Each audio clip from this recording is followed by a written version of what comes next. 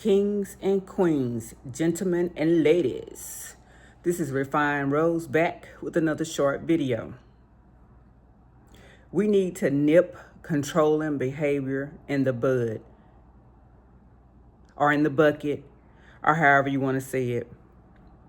Family, friends, community, strangers, law enforcement.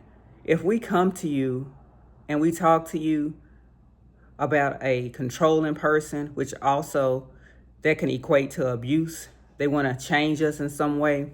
Let me give you an example.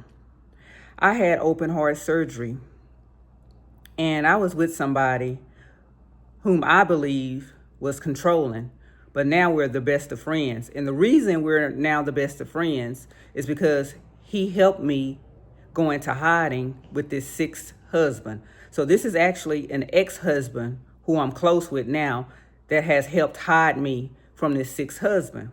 So I had open heart surgery, and he didn't like the way the scar healed, and it keloid. To him, it was really bad. To me, it wasn't. To him, it was an eyesore.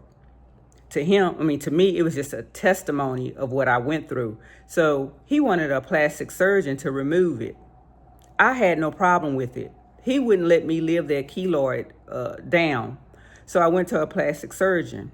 They removed it, but it had got highly infected, and it started opening up. And it got, the wound had opened up so much that it was only sheets of skin or meat away from my heart. So they had to put me into long-term care for first I went to the emergency room. They kept me there for about a week. They put a PICC line in my arm because they didn't know what was going on. They didn't know why it got so infected like that, where the flesh was just separated into a big hole. So they had to transport me to long-term care and put a wound back on.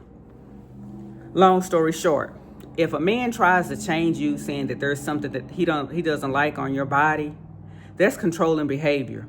You need to try to get away from that controlling behavior because it can be damaging. It can cost you your life. If they don't like your hair, you get braids. They tell you they don't want the braids in your hair. If they don't like hair on your body and they want you to shave everywhere on your body, that's controlling behavior. And when you go to friends and family and saying, hey, he's asking me to do this, or he's making me do this and that, and they're telling you, well, that's not so bad. I don't think that's controlling behavior. I don't think he's meaning it the way that you are taking it. No. Kings and queens, ladies and gentlemen, there's where it starts, with telling you to change something on your body. And then it can progress to something else if we don't nip it in the bud right then and there. So the way the person is telling you and how you're taking it and how it's making you feel, that's how the person means it. So when they get questioned about it, they may try to gaslight you and say, well, I didn't mean it that way. You know, I didn't mean it that way. I just said, darling, I think you should shave your legs. Or baby, I just think you should get that keloid removed. You're just taking it all wrong. You're blowing things out of proportion. I told so-and-so I didn't even mean it that way. You're just blowing it up. You're fine just the way you are. No. Nip it in the bud.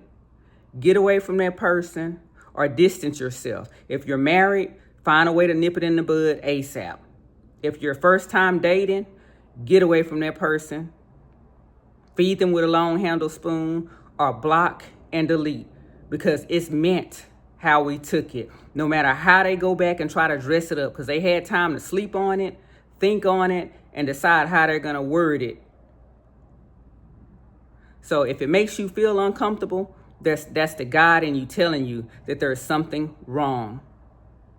That's all I have for now, kings and queens, gentlemen and ladies. Stay woke out here. Stay woke, stay woke. Love and light, love and light, love and light. Refined Rose out.